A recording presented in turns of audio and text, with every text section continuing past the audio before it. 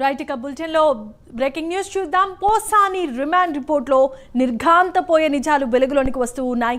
YCP హయాంలో AP film development corporation chairman హోదాలో గౌరవ వేతనం కింద పోసానికి నెలకు అక్షరాల 3,82,000 ఇచ్చారు. ప్రజల సొమ్మును తింటూ వైసీపీకి అనుకూలంగా మాట్లాడేలా ఒప్పందాన్ని కుదుర్చుకున్నారు.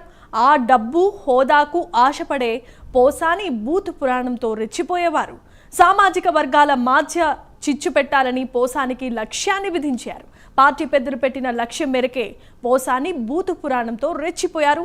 AP film development corporation chairman పదవి కేవలం సాకు మాత్రంగానే ఉంది. ఇక ఆ ముసుగులోనే నెల వేతనాన్ని పొందారు.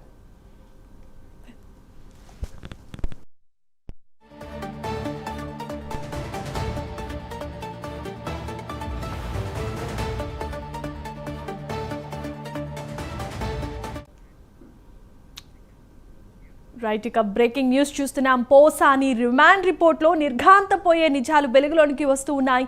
వైసీపీ హయాంలో AP film development corporation chairman హోదాలో గౌరవ వేతనం కింద పోసానికి నెలకు అక్షరాల 3,82,000 మాత్రం ఇచ్చేవారు.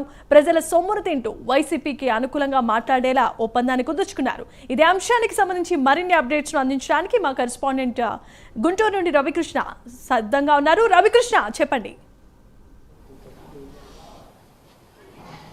జమీమా, గత వైసీపీ ప్రభుత్వంలో ఏపీ ఫిల్మ్ డెవలప్మెంట్ కార్పొరేషన్కి సంబంధించినటువంటి చైర్మన్గా పనిచేసి అడ్డగోలుగా మాట్లాడి అమ్మనాబూతులు తిట్టి అడ్డంగా బుక్ అయినటువంటి పోసాని మురళీకృష్ణ ఎవరైతే ఉన్నారో ఆయన ఇప్పుడు రిమాండ్ ఖైదీగా ఉన్నటువంటి పరిస్థితి. ప్రధానంగా కూడా ఆయన ఏపీ ఫిల్మ్ డెవలప్మెంట్ కార్పొరేషన్కి సంబంధించిన చైర్మన్గా ఉన్నప్పటికీ కూడా దానికి సంబంధించి ఫిల్మ్ డెవలప్మెంట్కి సంబంధించినటువంటి ఈ విషయాల్లో ఆయన పార్టిసిపేట్ చేయడం కన్నా కూడా పొలిటికల్గా మాట్లాడటం, అడ్డంగా మాట్లాడటమే ఆయన ప్రవృత్తిగా పెట్టుకున్నాడు. ముఖ్యంగా కూడా ఆయనైతే వివిధ సామాజిక వర్గాలు ఏవైతే ఉన్నాయో ఆ సామాజిక వర్గాల మధ్య ఉన్నటువంటి సమతౌల్యాన్ని దెబ్బతీసి వాళ్ళ మధ్యలో సామాజికంగా కూడా కులాలకు సంబంధించి అయితే మాత్రం ఆయన కక్ష కట్టే విధంగా కూడా ప్రయత్నించిన పరిస్థితి అయితే ప్రస్తుతం కనపడింది. అదేవిధంగా కూడా ఆయన ప్రధానంగా ఎవరైతే డిప్యూటీ సీఎం పవన్ కళ్యాణ్ ఉన్నారో అదేవిధంగా కూడా సీఎం చంద్రబాబు నాయుడు, మంత్రి లోకేష్, అంటే గతంలో వాళ్ళు ప్రతిపక్షంలో ఉన్నటువంటి సమయంలో మాత్రం వాళ్ళని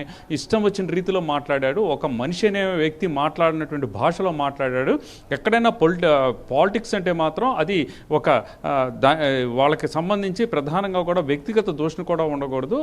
కేవలం ఏదైతే రాజకీయంగానే విభేదించుకోవాలి. అటువంటి వాటికి ఈ తిరోధకాలు ఇవ్వటమే కాకుండా కూడా వ్యక్తిగత దూషణ దాటిపోయి ఒక రకంగా చెప్పండి ఒక పైశాచికమైనటువంటి ప్రవృత్తి, ఒక ఆనందాన్ని పొందినటువంటి భావన అయితే ఆయన మాట్లాడినటువంటి ప్రతి భాషలో కూడా కనపడింది. ప్రధానంగా కుటుంబ సభ్యుల్ని, అదేవిధంగా కూడా ఇంట్లో ఉన్నటువంటి చిన్నారుల్ని తల్లిదండ్రులతో సహా వదలకుండా కూడా ఇష్టం వచ్చినట్లు అడ్డగోలుగా మాట్లాడినటువంటి వ్యక్తిగా అతనైతే మాత్రం చరిత్రలో మిగిలిపోయేటువంటి వ్యక్తిగా కూడా చెప్పుకోవచ్చు. ముఖ్యంగా ఏదైతే ఏపీ ఫిల్మ్ డెవలప్మెంట్ కార్పొరేషన్ ఉందో దానికి సంబంధించి అతనికి నెలకి 3.82 లక్షల రూపాయల శాలరీ ఇచ్చేటువంటి పరిస్థితి అయితే ఉంది. అదేవిధంగా కూడా కొంత ఎక్కువ మొత్తంలో కూడా ఆయనకి డబ్బులు ఇచ్చినటువంటివిగా కూడా తెలుస్తుంది. ప్రధానంగా ఈ విషయాలన్నీ కూడా ఏదైతే నిన్న ఆయన అరెస్ట్ చేసి ఓబులాపల్లికి సంబంధించి పిఎస్లో ఆయన అరెస్ట్ చేసినటువంటి క్రమం, అలాగే ఆయన్ని రిమాండ్కి తీసుకొని ఆయన విచారించిన సమయంలో మాత్రం ఇవన్నీ వెలుగు చూసిన పరిస్థితి అయితే కనపడింది. ప్రధానంగా తాడేపల్లి నుంచి వచ్చినటువంటి స్క్రిప్ట్ ఏదైతే ఉందో ఆ స్క్రిప్ట్ ఆధారంగానే ఆయనైతే మాత్రం తాను మాట్లాడినట్టు కూడా ఒప్పుకున్నాడు.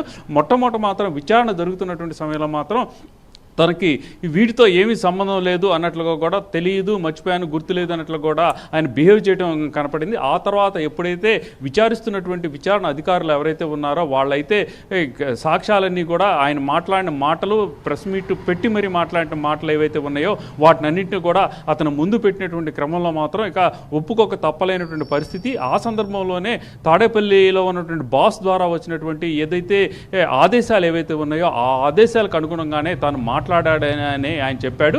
అలాగే ఆయన మాట్లాడిన అబ్యూజ్డ్ లాంగ్వేజ్ ఏదైతే ఉందో ఆ అబ్యూజ్డ్ లాంగ్వేజ్కి సంబంధించి కూడా అక్కడి నుంచే ఈ విధంగా మాట్లాడాలని వచ్చినటువంటి ఈ ఆదేశాల ఆధారంగానే మాట్లాడాను అని ఆయన చెప్పినటువంటి పరిస్థితి కనపడింది. ప్రధానంగా ఒక పొలిటికల్ స్ట్రక్చర్లో ఉన్నటువంటి వ్యక్తులు మాత్రం సైద్ధాంతికంగా విభేదించుకోవచ్చు, కానీ వ్యక్తిగత దూషణ కూడా చేయకూడదు. సైద్ధాంతిక విభేదించుకోవాల్సిన పరిస్థితుల్లో వ్యక్తిగత దూషణ కూడా చేయకుండా ఉండాల్సిన పరిస్థితుల్లో ఆయనైతే వ్యక్తిగత దూషణలు చేయడంతో పాటుగా ప్రధానంగా కూడా కుటుంబ సభ్యుల్ని ఎవరైతే ప్రధానమైనటువంటి నాయకులు ఎవరైతే ఉన్నారో వాళ్ళకి సంబంధించిన కుటుంబ సభ్యుల్ని, అది కూడా చిన్నారుల్ని, ఏమి తెలియనటువంటి చిన్నారులు కూడా ఇష్టం వచ్చిన రీతిలో అమ్మనాబూతులు తిట్టినటువంటి పరిస్థితుల్లో మాత్రం ఆయన ఆ రోజు నుంచి కూడా చాలా అక్కడ ఉన్నటువంటి ఎవరైతే ఆయన పార్టీకి సంబంధించినటువంటి వ్యక్తులే అతన్ని అయితే మాత్రం చాలా ఒక రకమైనటువంటి ఈ సైకోగా కూడా చూసినటువంటి పరిస్థితులు. ఏది ఏమైనప్పటికీ కూడా డబ్బులు ఇస్తే ఏమైనా చేస్తామన్న రీతిలో మాత్రం ఆయన బిహేవియర్ అయితే ఉంది. ప్రధానంగా కూడా ప్రజలకు సంబంధించిన